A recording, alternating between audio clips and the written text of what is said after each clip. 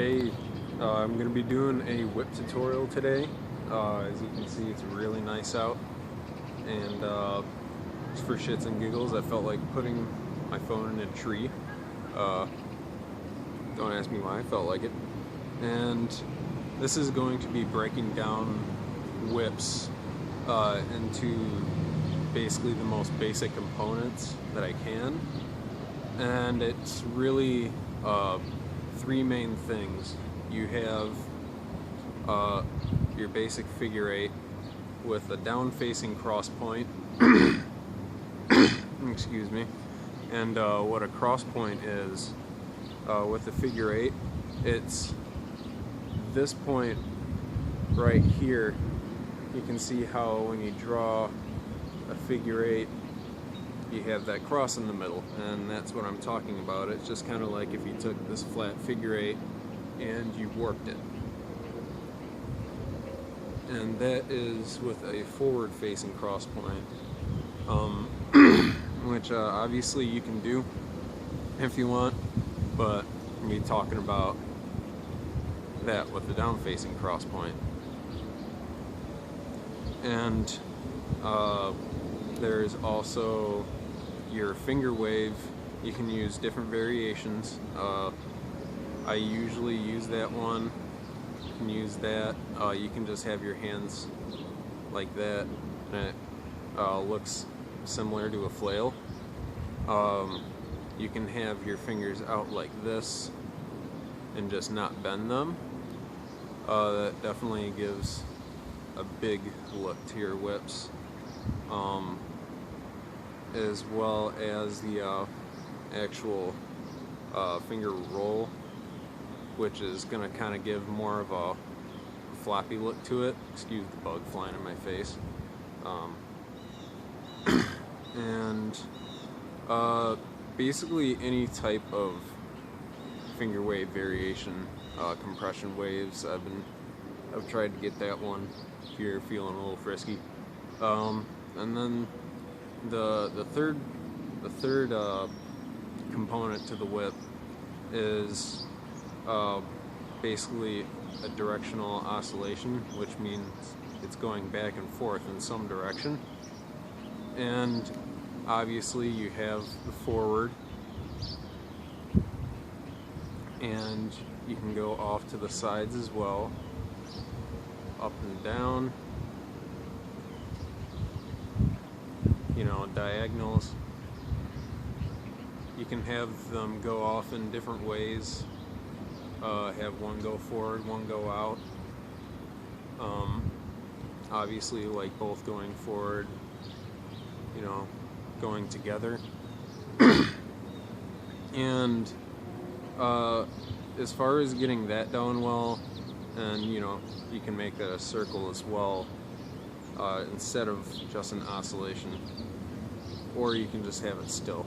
But to really get that down, you want to try and pick a center point for your whips. Like, what is the center of your whip?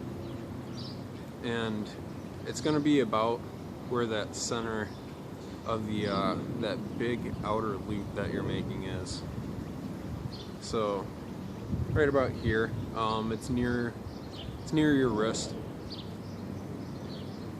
It's if you notice how when your hand kind of wobbles, there's a point that doesn't really wobble, like a pivot point, and that's going to be your center.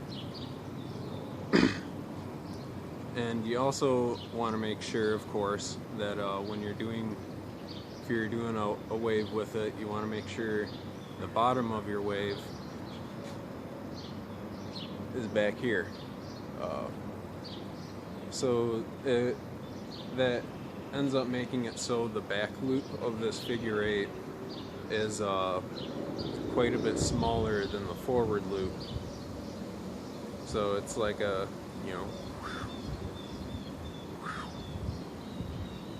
and you can also, when you open up your whip, you can exaggerate it.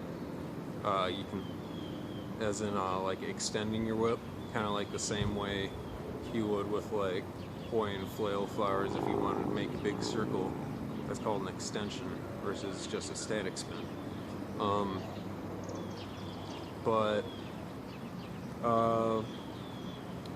Trying to think if there's anything else I'm missing. Oh yeah, just random little tips for cleaning them up.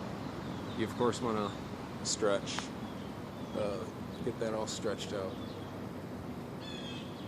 as well as any individual finger stretches you might want to do. But these are my general warm-up stretches, like my bare minimum. There's an exercise where you open up your hands as wide as you can, and this bug really does not want to leave me alone. You open up your hands as wide as you can, spread your fingers apart. You want to make sure that your pinky is not dipping down, it's getting pulled back, so you're working all this up here, as well as pulling your whole palm back. So it's pretty much like you're getting into a tut, like that, and then spreading out all your fingers. And you can choose what you want to do with your thumb when you're doing your whips. You can have your thumb facing out. You can have your thumb tucked against your hand if you just want to like totally take it out of the way.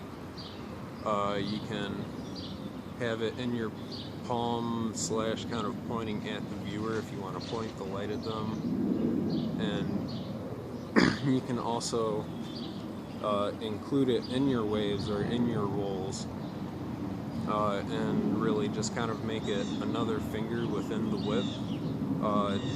And you know, you'll do it in a mirror, you'll see the effect that it gets. You just kind of get like a smaller figure eight, like within the figure eight. And as I said, because it's very similar to like making a tut, that's really important to notice, because when you open up your whip, you want to make sure your hand is nice and flat and opened up, and your fingers are pulled back as much as you can.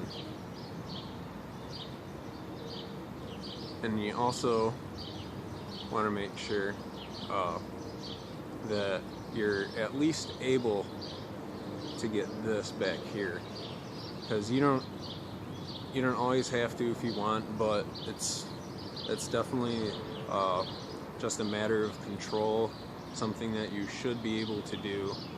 And as well as you can just, you know, throw it in there and give more of an exaggerated look to your whips. And oh yeah, for this thing I forgot to mention, open and close your hands and hold them for like 5 seconds and then repeat that. Just thinking if there's any other exercises that help a lot.